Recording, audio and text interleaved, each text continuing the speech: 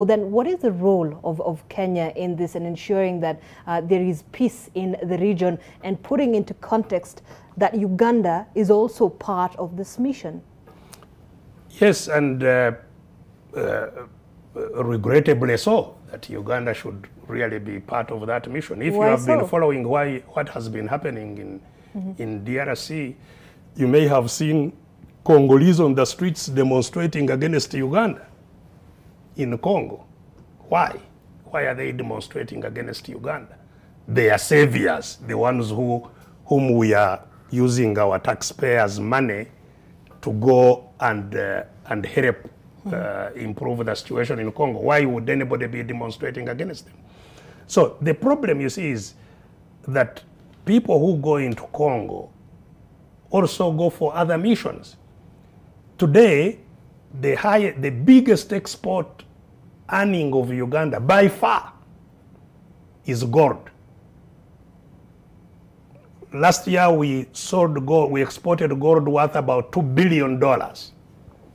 The second export earning of Uganda was coffee, which used to be the first. It earned us about 600 million. So gold is now about 4 times more than coffee in Uganda. So where are our gold mines? Where that gold is coming from? You know? You cannot see them. And so unless the interests of people who like and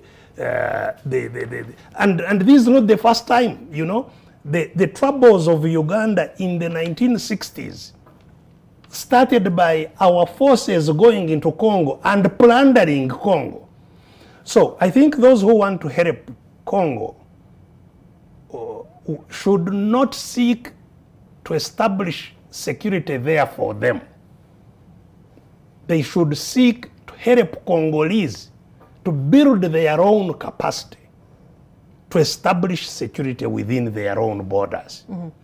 Capacity both at the political level so that citizens are empowered, that they are active in demanding accountability within their own country, and that the institutions within Congo are built. So now what do you feel about the general mission there that includes well, all this it may be well-intentioned because there is obviously a very troubling situation in the eastern part of Congo. We are recipients of hundreds of thousands of refugees from Congo in Uganda who are living in terrible conditions.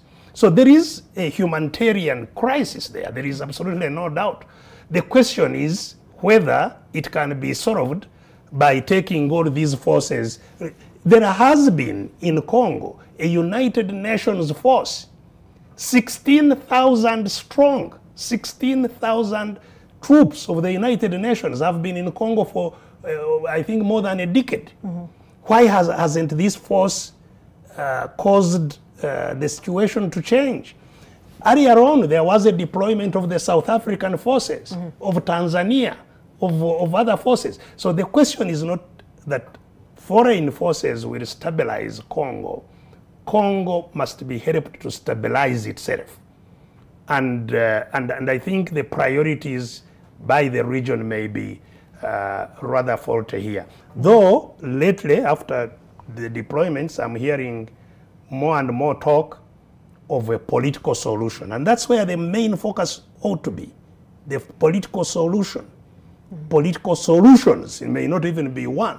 Right. And hopefully if they engage Congo politicians, political leaders, civil society leaders into establishing a political roadmap that leads to effective participation of all Congolese in their affairs and control of security, yes, then it will happen. Right. And let's not forget, insecurity at the end of the day is not just about guns. Insecurity is also about human development. You know, if there is hunger, all right, if there is terrible poverty, you know.